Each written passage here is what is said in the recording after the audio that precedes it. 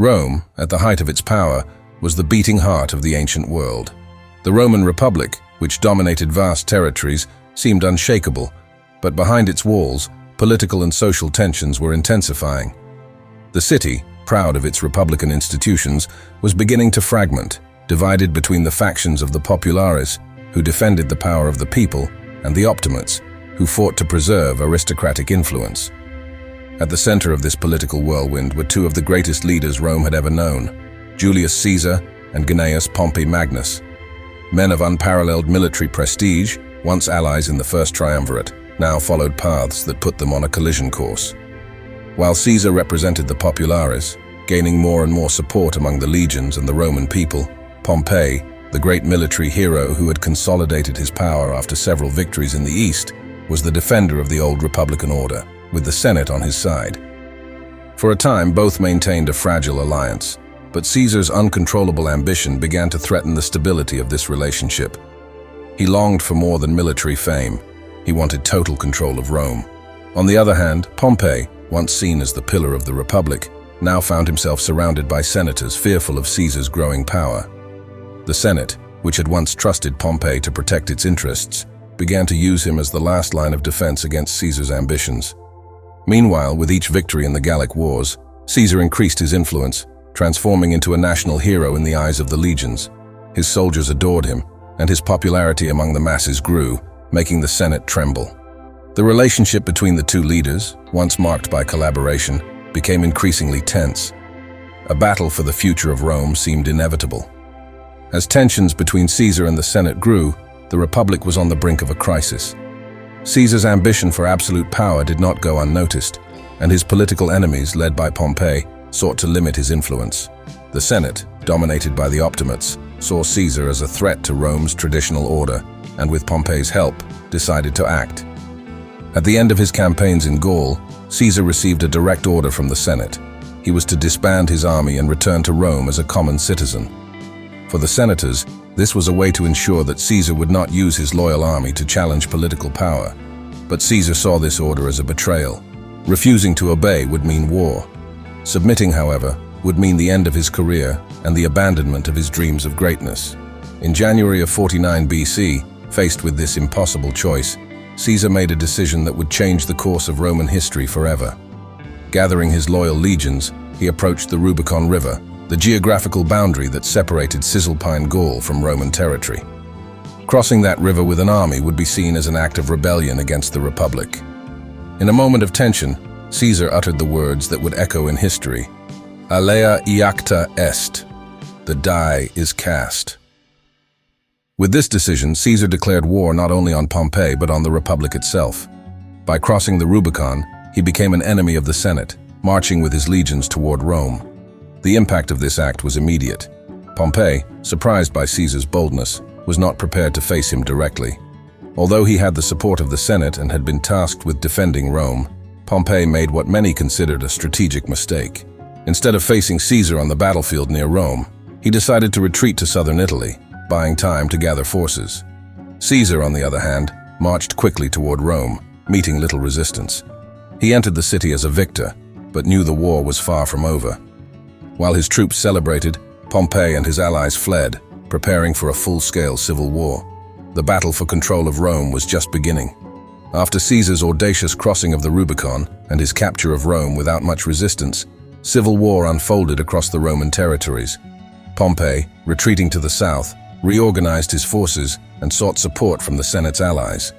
He assembled an impressive army, composed of experienced troops and reinforcements from Rome's eastern provinces. Pompey's strategy was clear: wear Caesar down until he was forced to fight a battle at a disadvantage. The war dragged on, with small skirmishes and maneuvers from both sides, but the fate of the Roman Republic would be decided in a single battle, the Battle of Pharsalus, fought on the plain of the same name in Greece in 48 BC. Pompey was confident. His army was numerically superior to Caesar's, and with the support of the Senate and several allied nations, he believed he could corner his rival. Pompey also counted on the lack of supplies in Caesar's army, which was facing logistical difficulties in a prolonged campaign outside Italy. Many in the Senate predicted an easy victory and the end of the war. However, Julius Caesar was a skilled strategist, and above all, knew how to motivate his legions. His army, though smaller, was composed of veterans who followed him with unquestionable loyalty. The night before the battle, Caesar addressed his men, reminding them of past victories and what was at stake. He knew that to win, he would need to turn the apparent numerical disadvantage into a tactical advantage. When the battle began, Pompey adopted a defensive stance, hoping that fatigue and hunger would force Caesar into a reckless attack. But Caesar, anticipating this expectation, prepared a surprise. While part of his forces feigned a frontal assault, Caesar ordered the formation of a hidden line of elite soldiers in the rear. When Pompey's cavalry attacked, expecting to break through Caesar's lines, the hidden soldiers emerged, surrounding the horses and breaking the offensive. The battle unfolded chaotically, with both armies suffering considerable losses. However, while Pompey's confidence waned, Caesar's troops' morale remained high. With a decisive blow, Caesar launched his final attack. His legions broke through Pompey's defensive line, and realizing the imminent defeat, Pompey fled the battlefield, abandoning his troops. Pharsalus was a crushing victory for Caesar. Pompey's forces disintegrated, with many of his allies surrendering or deserting. Pompey's defeat was total, and the future of Rome now seemed to lie in Caesar's hands. Pompey, devastated and without an army, fled to Egypt, seeking refuge and support.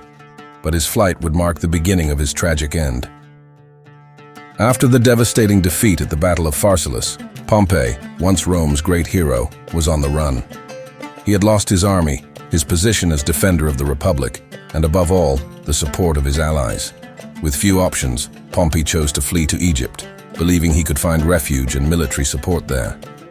Egypt, then ruled by the young pharaoh Ptolemy XIII, was a rich and powerful nation, and Pompey trusted in the pharaoh's gratitude for his previous help in consolidating Egyptian power. But the situation in Egypt was also delicate. The kingdom was embroiled in internal disputes over the throne between Ptolemy and his famous sister, Cleopatra VII. The pharaoh was aware of the civil war in Rome and the shifts in the balance of power after Caesar's victory.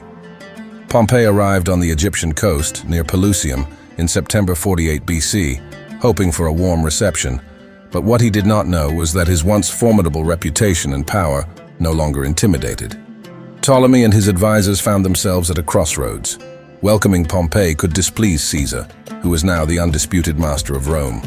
On the other hand, delivering Pompey to Caesar could secure favors from the new ruler of Rome.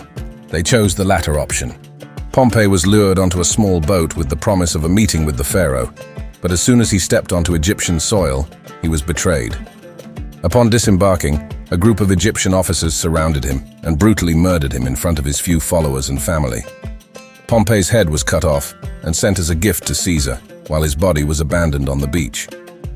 When Caesar arrived in Egypt shortly after, he was deeply shaken by the way Pompey had been treated. Despite being his rival and enemy, Pompey had been a former ally and one of Rome's greatest generals. Pompey's cowardly assassination represented for Caesar the end of an era of great men and of a friendship that, although destroyed by war, still had roots in their shared past. Pompey, who had once been the defender of the Roman Republic and the most powerful military leader of his time, met an undignified end, not on the battlefield, but at the hands of traitors in a foreign land. His death was a symbolic milestone in the end of the old Republican order. With Pompey's death, Caesar's path to absolute power was clear. He returned to Rome as the great victor of the Civil War. The Senate, which had once fiercely opposed him, had no choice but to accept his authority. Caesar was now the undisputed master of Rome. No one remained to challenge him politically or militarily.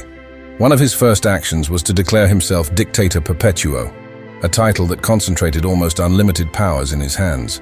He used his new position to implement a series of reforms that would profoundly alter the structure of the Roman Republic. Caesar reorganized the Senate, increasing the number of members to include his loyal supporters and men from the provinces he had conquered, diluting the influence of the old aristocracy. Among his most famous reforms was the reorganization of the Roman calendar, culminating in the creation of the Julian calendar, more accurate and based on the solar year, which would be used for centuries. Additionally, Caesar worked to improve land distribution, organize provincial administration, and reduce corruption. He also granted citizenship to many inhabitants of the provinces, further integrating the vast empire under his direct authority. However, while Caesar consolidated himself as an almost divine figure in the eyes of the people, his actions began to generate resentment among the Roman elite. The Senate, which had once been the pillar of the Republic, now felt relegated to a decorative role. The traditional freedoms of the Republic were rapidly disappearing, and many feared that Rome was turning into a monarchy. This resentment was especially strong among those who still believed in republican ideals and feared the concentration of power in one man's hands. Among the conspirators were prominent names, such as Gaius Cassius Longinus and Marcus Junius Brutus, the latter a protege of Caesar and a descendant of one of the Republic's founders. The conspiracy against Caesar began to take shape. Caesar, on the other hand, seemed increasingly confident that his power was unshakable. He had won all the battles, defeated his enemies, and brought peace to Rome. The civil war was over, but the price of that victory would soon be paid. The destiny of Rome, which he had fought so hard to shape, was still to be decided. Caesar's power seemed unshakable, but while he consolidated his position, the seeds of his downfall had already been planted. The Roman aristocracy, which cherished republican ideals, could not accept Caesar's growing control over politics and government. The whispers of conspiracy intensified, culminating in one of the most famous betrayals in history. On March 15, 44 BC, the Ides of March, Caesar was assassinated in the Senate by a group of conspiratorial senators. Among them was his protege, Brutus, whose participation in the plot shocked the Roman people even more.